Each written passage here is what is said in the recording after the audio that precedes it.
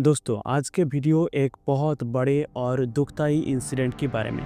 दिल्ली के red fort के पास हुआ एक बॉम्ब ब्लास्ट दिल्ली ब्लास्ट जो 10 नवंबर 2025 को हुआ।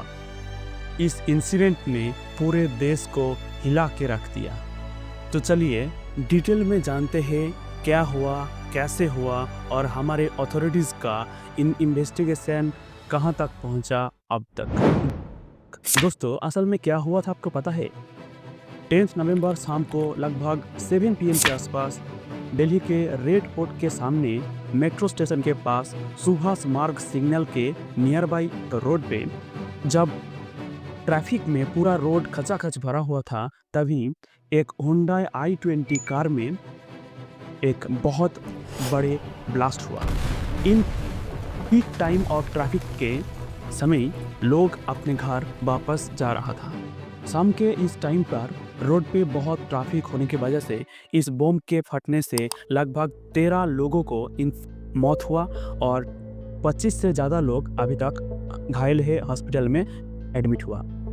एक्सप्लोजन इतना पावरफुल था कि एक गाड़ी के आसपास लगभग 22 गाड़ियों और कई ऑटो रिक्शा आग पकड़ गई।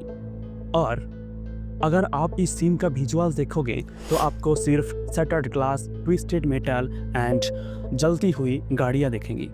लेकिन हाँ, आपको मैं एक क्वेश्चन कर दूंगा कि इस दिल्ली बम ब्लास्ट के नाम पर बहुत सारे फेक वीडियो बाजार में चल रहा है। कई लोग तो इजराइल लेबनान के टाइम पर जो युद्ध हो रहा था, तो उनका कई वीडियो इस दिल्ली बम ब्लास्ट के नाम पर लोगों ने स्प्रेड कर रहा है। तो आप इन फेक वीडियो से बचे रहें। खैर, तो एक्सप्लोजन के बाद जब इमरजेंसी रिस्पॉन्डर्स को पता चलता तो उन्होंने आया और लोगों को हॉस्पिटल में ले जाने का बंदोबस्त किया और उस सीन को थोड़ा कंट्रोल में ले आया। जैसे ही इस इंसिडेंट के बारे में दिल्ली पुलिस को पता चला, तुरंत बाद NIA, NSG and special branch के टीम्स वहाँ पहुँच गई और इन्वेस्टिगेशन में लग गई।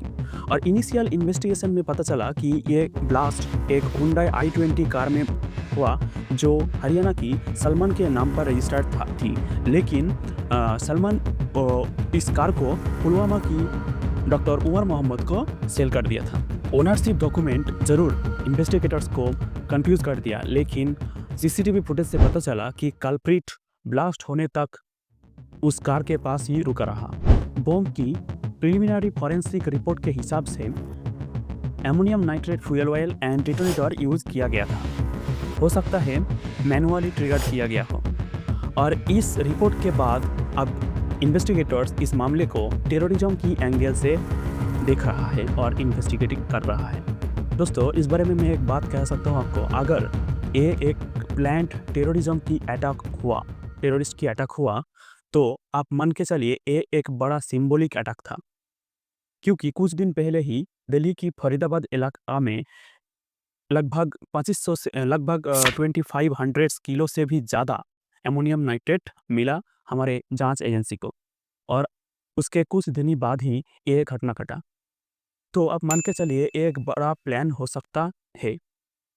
और सिंबॉलिक अटैक मैंने इसलिए बोला क्योंकि ये अटैक हुआ हमारे देश के राजधानी, मतलब हमारे देश के दिल और शहर में भी, एक ऐसा जगह जिस जगह पे हर साल इंडिपेंडेंस डे में हमारे देश का PM एक स्पीच डिलीवर करता है जो होता है हिस्टोरिक स्पीच, लाल किला की प्राचीर से।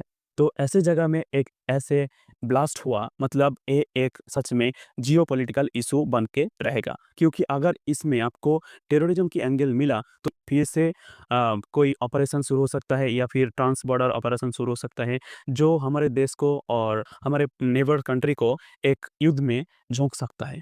और इसीलिए हमारे नेशनल मीडिया के साथ साथ international media and other countries leader भी इस मामले को शायद बहुत ही क्लोजली फॉलो कर रहा है। लेकिन हाँ, हमारे देश अभी तक इसको अटैक नहीं घोषित किया, अभी तक ब्लास्ट ही कह रहा है ऑफिशियली। तो हम देखेंगे बाद में क्या होता है, इन्वेस्टिगेशन चल रहा है। खैर, पुलिस और एजेंसीज अभी तक काफ़ी लोगों को अरेस्ट कर चुका है और उनको इंटरोगेट कर रहा है। इनमें से ज़्यादातर लोग डॉक्टर्स हैं। और कई रिपोर्ट के अनुसार इस टेरर मॉड्यूल को जम्मू एंड कश्मीर एंड हरियाणा के मॉड्यूल से जोड़ा जा रहा है। फिलहाल ये इन्वेस्टिगेशन कंटिन्यू कर रहा है हमारे देश के एक एजेंसी जिसका नाम है एनआईए। तो देखते हैं क्या निकलता है इस इन्वेस्टिगेशन में। हमारे देश के इम्पोर्टेंट पॉलिटिकल लीडर्स इस मामले में वीडियो, ट्वीट एटसेट्रा जारी करके दुख जताया। मोदी ने एज अ पीएम एक भाषण दिया और इस भाषण में उन्होंने बोला कि जो भी इस मामले के पीछे है उनको पकड़ के सजा दिया जाएगी। हमारी एजेंसियां इस षड्यंत्र की तह तक जाएगी। इसके पीछे के षड्यंत्रकारियों को बख्शा नहीं जाएगा। फिर आता है होम मिनिस्टर के बाद।